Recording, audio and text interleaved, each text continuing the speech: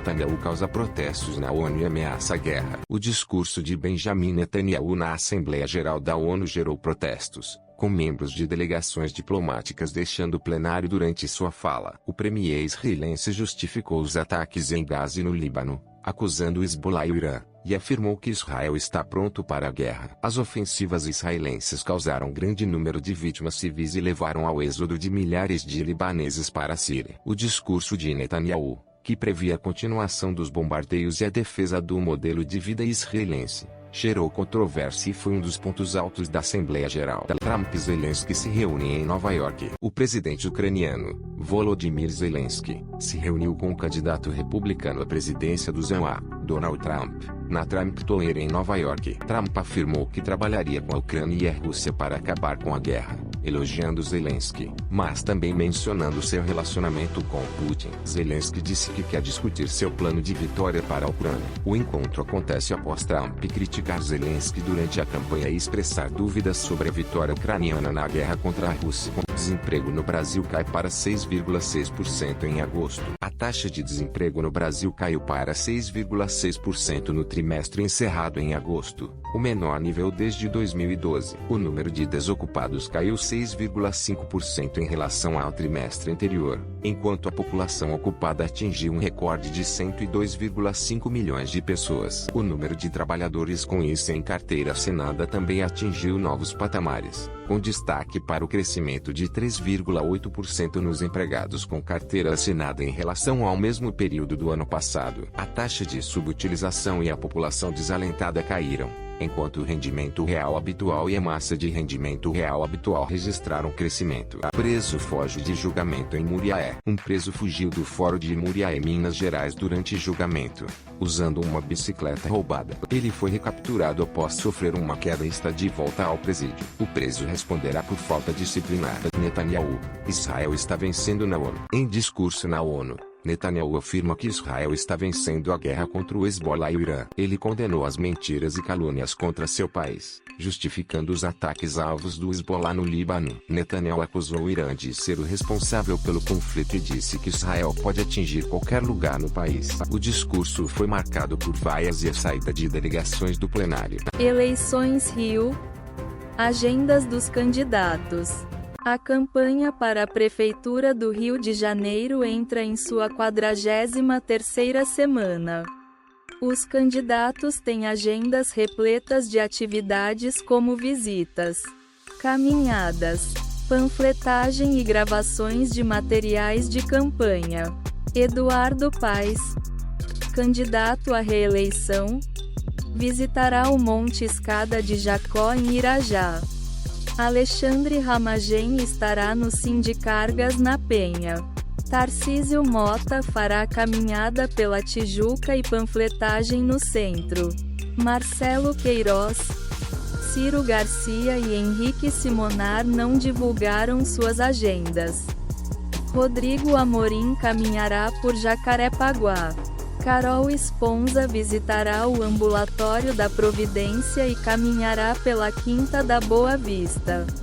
Juliette Pantoja fará panfletagem no Meier. Concederá entrevista ao podcast Profissão Mundo e se reunirá com apoiadores no Jardim Botânico. Grupos da Champions Feminina definidos.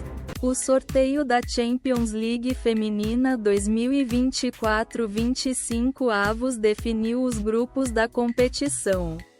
O Barcelona, atual campeão, está no grupo D com Manchester City, Hammarby e ST Polten. Esta é a última fase de grupos nesse formato.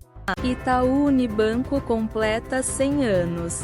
O Itaú Unibanco celebra seu centenário como o maior banco brasileiro em ativos, 2,9 trilhões de reais, e com o maior lucro entre os grandes bancos, com ROI de 22,4%. O aniversário foi marcado por eventos como shows da Madonna e Fernanda Montenegro. O banco foca na transformação digital, com o objetivo de oferecer uma operação 100% digital. e na sustentabilidade. Com 395 bilhões de reais investidos em iniciativas de impacto positivo. O Itaú possui 96,2 mil colaboradores. Candidatos à Prefeitura de São Paulo. Agenda do dia 27 de agosto. O artigo detalha as agendas dos 10 candidatos à Prefeitura de São Paulo para o dia 27 de agosto, incluindo atividades como caminhadas, entrevistas, debates e eventos com apoiadores. As atividades variam entre os candidatos, com alguns focando em ações públicas e outros em preparação para debates. Netanyahu promete continuar ataques ao Hezbollah. O primeiro-ministro israelense, Benjamin Netanyahu, prometeu continuar os ataques ao Hezbollah no Líbano, apesar dos esforços internacionais para interromper os combates. Ele afirmou que Israel tem o direito de defender seu território e remover a ameaça do Hezbollah. Os ataques aéreos israelenses já mataram mais de 700 pessoas no Líbano, incluindo crianças, e deslocaram milhares de pessoas. Governo Lula proíbe o uso do Bolsa Família em apostas. O governo Lula anunciou que deve apresentar uma proposta na próxima semana para impedir o uso de recursos do Bolsa Família em apostas online. O presidente demonstrou indignação com o impacto das bets no orçamento das famílias mais pobres, que estão se endividando com apostas. O Ministério do Desenvolvimento e Assistência Social criou um grupo de trabalho para tratar do tema, e uma proposta deve ser apresentada até a próxima quarta-feira. Vale retoma operações na FVM após incêndio. A Vale anunciou a retomada das operações de transporte de carga na estrada de ferro Vitória a Minas, EFVM, após a interrupção causada por um incêndio em um trem de carga de terceiros. A Vale afirma que a interrupção não afetou a produção.